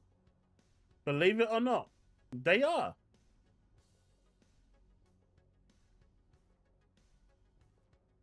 I see people today that have PS5s or PS5 Pros who will play on quality mode at 30 FPS, but will never touch performance mode. Because they want the game to look the best it possibly can. And they're happy with 30 FPS. The Series S is going to give you better graphics than the Xbox One. And in return, you get 30 FPS, but they're happy with that. Because they don't have to go and buy a new machine. You give people the option, they will not upgrade. And this generation is evident of that. Sony should have broken 100 million by now, easy. But there's still so many people on the PS4. And they're doing their damnedest right now to try and convert those from the PS4 to the PS5. That's what they're working on right now. But people still play it. And they don't, and as long as people play it, the metrics show that it's not going to go away. Group was really small. It was like 20 people. In a lot of these tech companies, there's not as much respect given for those other disciplines. Microsoft at the time didn't care. Mate, she hasn't worked for Microsoft in 25 years. She has no clue what's going on at that company at this point. Very much about games. I think we were just more of a hobby. We were gamers working in like the bowels of some micro. Nah, the price drop happened multiple times. On Black Friday, it dropped down to a ridiculous £320. That's crazy cheap, man. Come on. $320 is dirt cheap for these next-gen consoles. I think at one point it dropped down to $299, and it came with Spider-Man, and they still didn't buy it.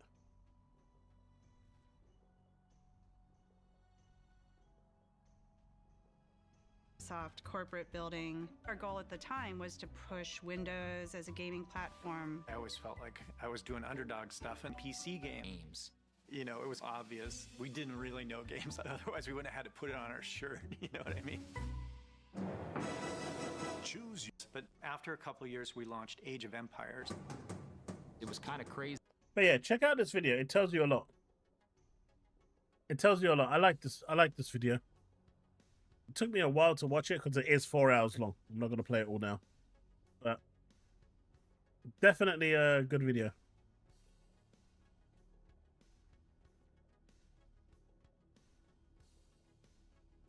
The casuals don't care. And this ain't me making excuses. It's just how it is.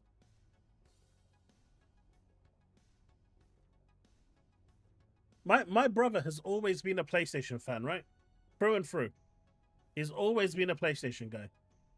Never bought an Xbox in his life. Ever. He's always been PlayStation. And he's always playing the games at 30 FPS. And even when I tell him 60 FPS runs better, he doesn't care. Because he wants it looking the best it possibly can. Because he's what I call a true casual. Problem is, 95 to 98% of the gamers out there are true casuals. And that's why you still see 4K 30 FPS today. Because it's catering for the majority of the gamers, not for the minority.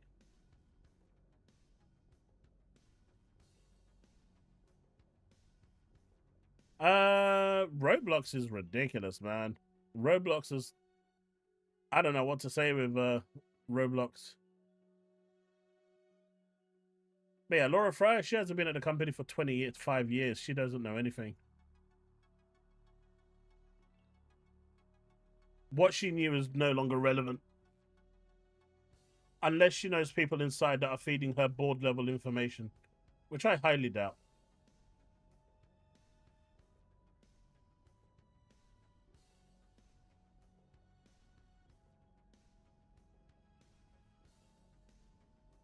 That name rings a bell, Darren. It does ring a bell. Minecraft kids are now Minecraft adults, yeah. I mean, most people would have probably moved on, Susanna. So yeah, I don't know. I just think people are just, you know, Microsoft has never had that image of people giving it a chance. It was always the underdog, and it continued to be the underdog. And at the end of the day, in my opinion, the media got what they wanted. You know, the negative perception eventually won over. And here they are today, course correcting and changing strategies to something that ultimately will hurt the industry.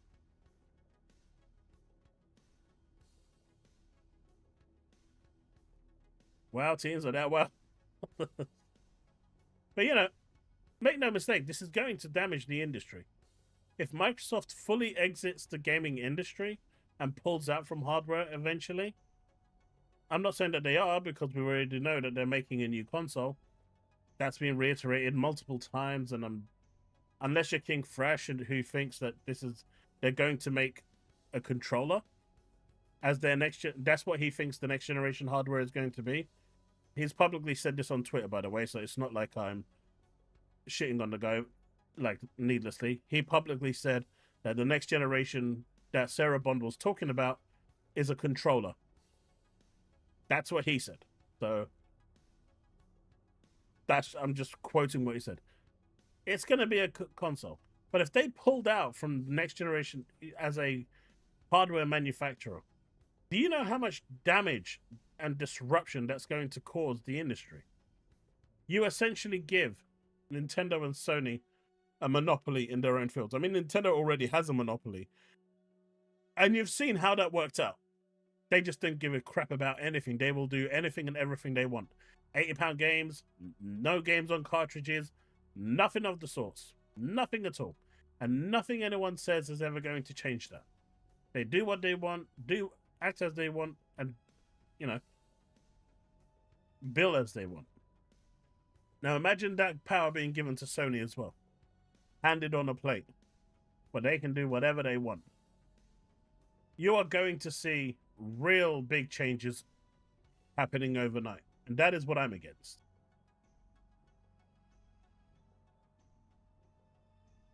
Of course you do, Darren.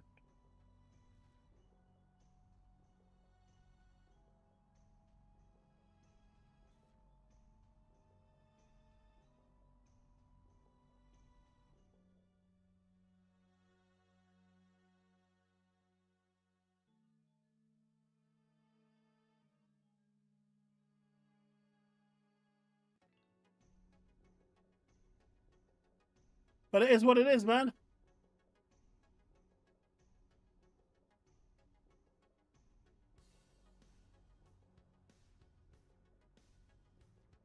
I would like that one that they showed during the FTC, the cloud-based controller. I've got nothing against the guy. I just think he's filled with so much vitriol towards Xbox. It just portrays him as nothing but a hater.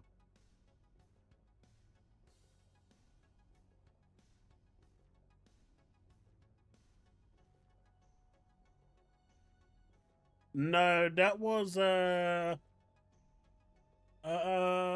it was either that Pizza Hut company or GameSpot. I think it was one of those.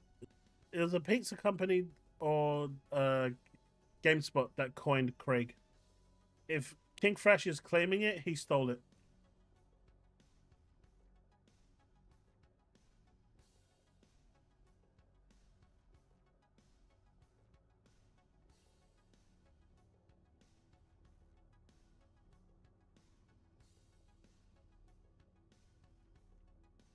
You never know, man.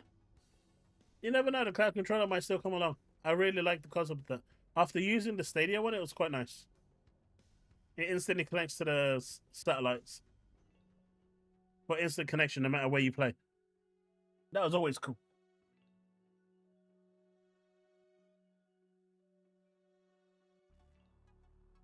That is a nice, Cornelia.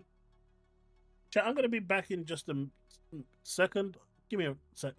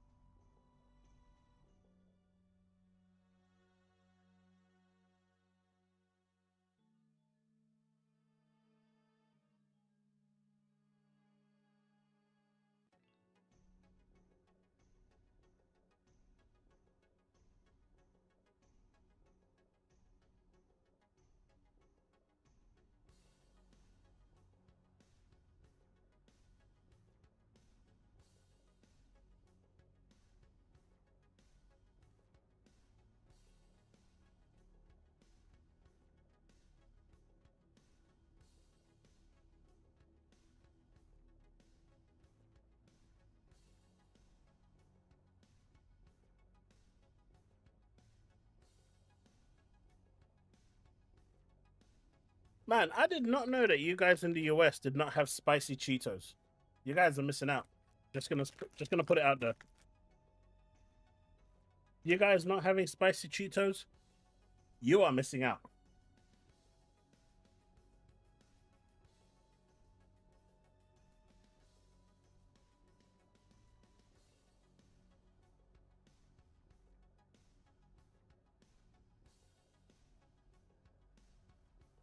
Oh yes. You know the one would pit.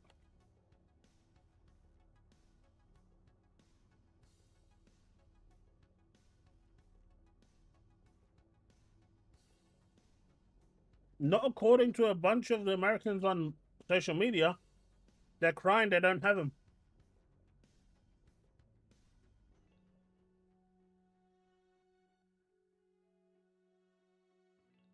What do you think of these then, Woodpit?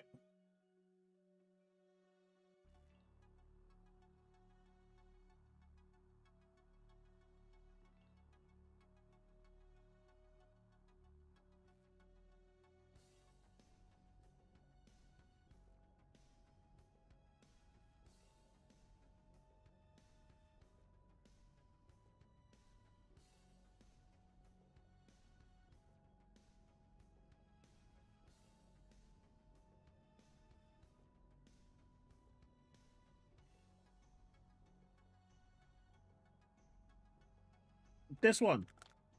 You guys have this?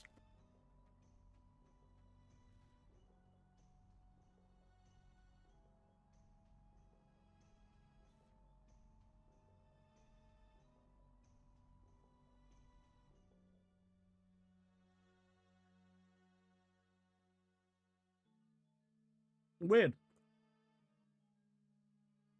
They're great.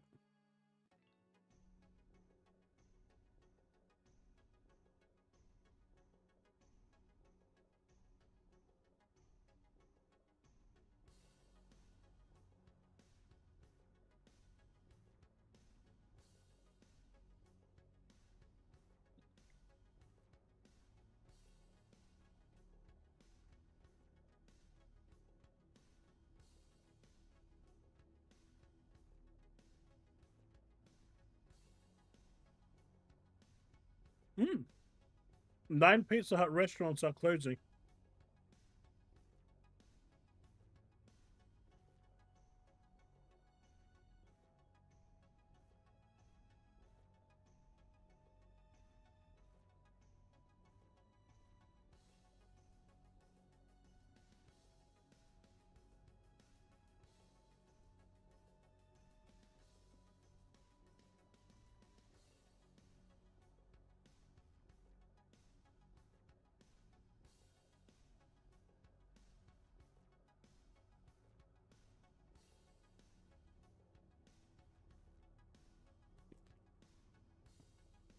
I didn't hear about that.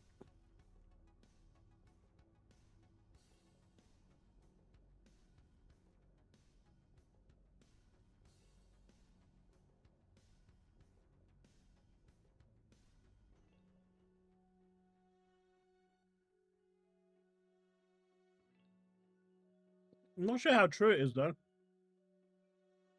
Because the one in Kennington, which is supposed to be closed, is still open at the present time. And Lambeth. But yeah. Keeper is phenomenal. I really enjoyed that game. Got my review out for it.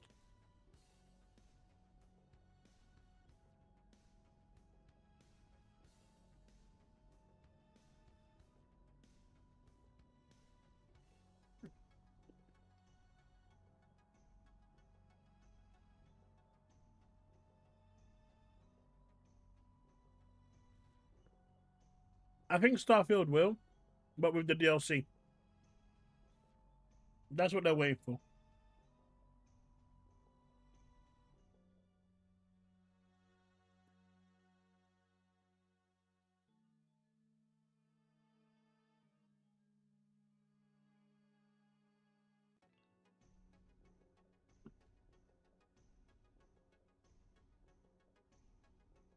Oh, don't get me wrong, Power Boss.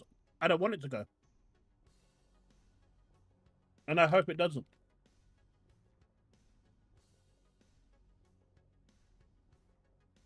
But I think it will.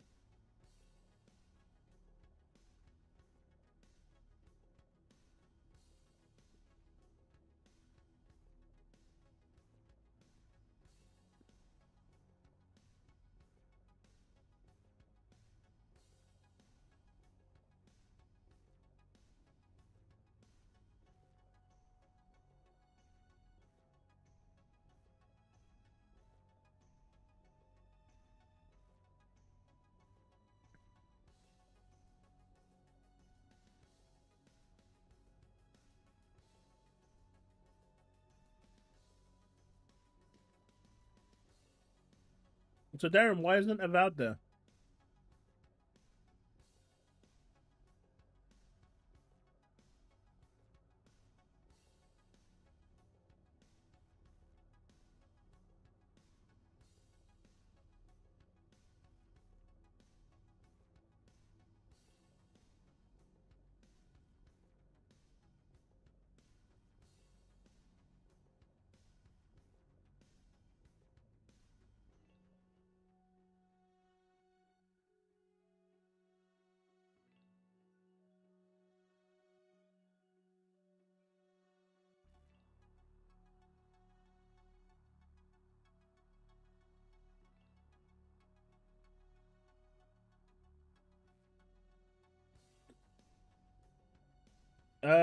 Starfield came out in 2022, right?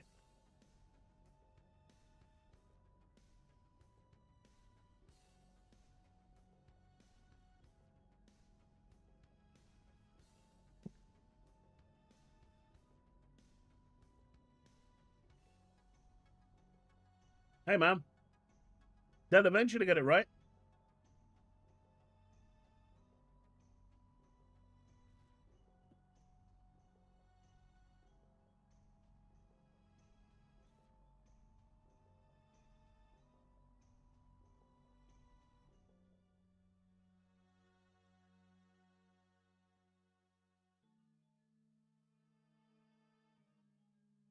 But yeah, chat, for those of you looking forward to Final Fantasy VII, I'm going to have a video out I don't know if I'm going to work on it tonight because I'm quite beat and I just want to get some rest, but I will potentially work on it tomorrow. My parents are apparently coming tomorrow from abroad, so I may have to, well, not have to, but I probably, if they are coming tomorrow, there's bad weather, so their plane can get cancelled. I may actually go down there tomorrow to see them, which would mean that the stream tomorrow will be off. But if I'm not going there tomorrow, then I'll probably be having my gaming stream as normal, probably continuing with Ninja Gaiden 4 and raging like I've always done.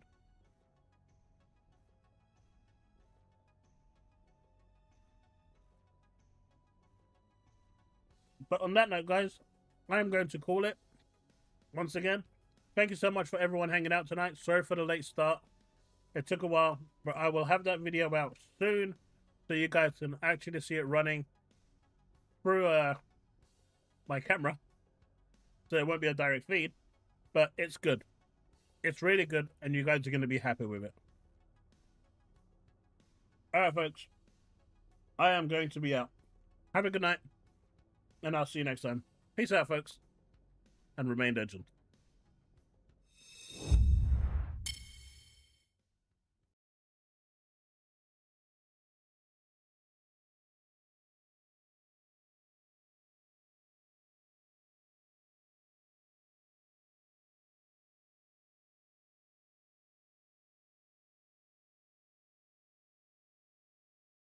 Woodpit, they're in Cyprus. Northern Cyprus.